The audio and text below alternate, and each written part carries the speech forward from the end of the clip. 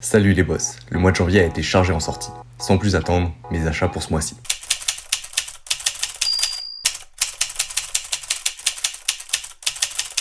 Pour commencer, il y a eu Awashi, tome 1 à 14. Gros achat et pas mal de temps de lecture avec cette série pour laquelle je vais vous faire ma première vidéo. Puis il y a eu Manchuria Opium Squad, tome 1 à 5. De même que pour Awashi, il me fallait le premier tome pour ma seconde vidéo. Ensuite, nous avons le tome 7 de Shangri-La Frontière. Comme je vous en ai parlé dans ma seconde vidéo, Shangri-La est une série coup de cœur. J'étais donc impatient de lire la suite. J'attendais aussi la sortie d'Adieu Eri depuis son annonce. Après Look Back et les registres d'histoires courtes de Tatsuki Fujimoto, 1721 et 2226, une histoire et un style propre à l'auteur qui vaut que l'on s'y intéresse. Ayant vendu la première édition en petit format de Naruto, je me suis laissé convaincre par cette édition Hokage qui a bien fait parler d'elle à sa sortie. On en est donc au tome 7. Cela reste un plaisir de se replonger dans les premières aventures du jeune ninja. Après, nous avons la suite des aventures de notre assassin préféré avec le tome 6 de Sakamoto Days.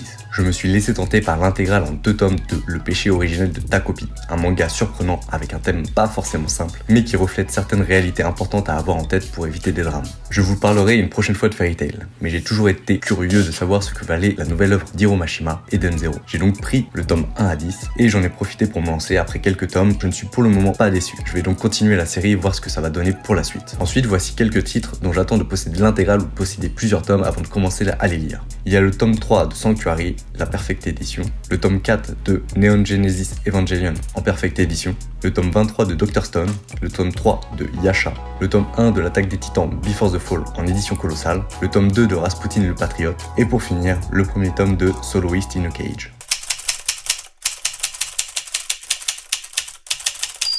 Cette année, j'ai participé à mon premier festival international de la BD et du manga d'Angoulême. À l'honneur, l'Attaque des Titans, avec une grosse exposition dans la médiathèque de la ville. Il y a aussi eu une superbe exposition pour Junji Ito et Ryoichi Ikegami avec des décors inédits, des planches originales et d'intéressantes anecdotes concernant leur passé, leur parcours et leurs œuvres. Cela a aussi été le bon moment pour rencontrer les auteurs présents, échanger avec eux et se faire dédicacer un manga. J'en ai donc profité pour me procurer le second tome de Reaper, le premier tome de Space Punch, les 3 premiers tomes d'Everdark et de Saturn Return, et pour finir les 2 premiers tomes de Red Flower Stories. Comme je vous ai dit précédemment, j'ai eu la chance de rencontrer certains des auteurs présents et d'avoir leurs dédicaces, que je vous partage tout de suite en photo.